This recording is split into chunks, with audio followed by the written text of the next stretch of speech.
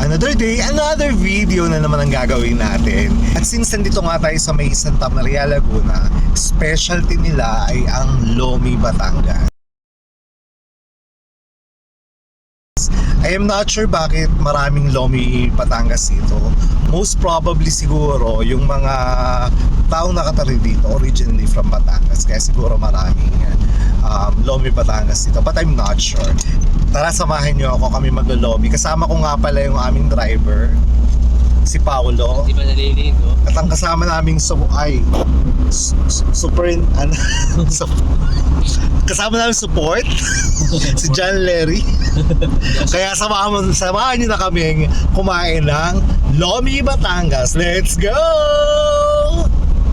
So yun na nga, on the way na kami dito. Dito namin napili sa may barangay Cueva ng Santa Maria, Laguna. Kasi sabi nila may masarap na lumihan dito. So tara, let's go! As you can see mga kalaboy, dito pa nga lang sa daanan papunta dun sa may lumihan, ang ganda na ng view. Mga kalaboy, ang daanan pa lang ito ay sa may barangay Cueva, tapos ang labasan nito ay papunta na ng kilometer 90 or sa Malaki Road going to Infanta, Quezon. So yun na nga, nandito na tayo and check na natin yung lumihan dito. So ito na nga yung dinadayong lumihan dito sa may barangay Cueva, Santa Maria, Laguna. So ayan, papasok na tayo and titingnan natin, and later on mga kalaboy, papakita ko rin sa inyo yung mga prices ng Lomi dito sa may lumihan. And there you go, yan, order na tayo para matikman na natin yung dinadayong lumihan dito sa may barangay Cueva.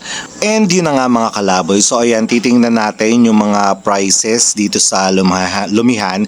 It depends on the size. So ipost nyo na lang para malaman nyo yung presyo. And eto, medyo gutom na kami, kaya tara na, tayo kumain na at tikman ang masarap ng Lomi ng barangay Cueva, Santa Maria, Laguna. At yun na nga mga kalaboy, titikman na natin ang Lomi Batangas. Normally, pagka nag-serve sila ng Lomi, included dito ang kalamansi, sili at toyo as dip or sausawan ng Lomi Batangas. So yun lang. And there you go mga kalaboy, so totoo nga ang sinasabi nila, masarap nga ang Lomi dito sa may barangay Cueva, Santa Maria, Laguna. So yun nga, tapos na kaming kumain and let's wrap up the day and hope you liked the videos and enjoy it. And sa mga bago nga pala sa channel ko, please don't forget to follow, share na rin and like dito sa channel na ang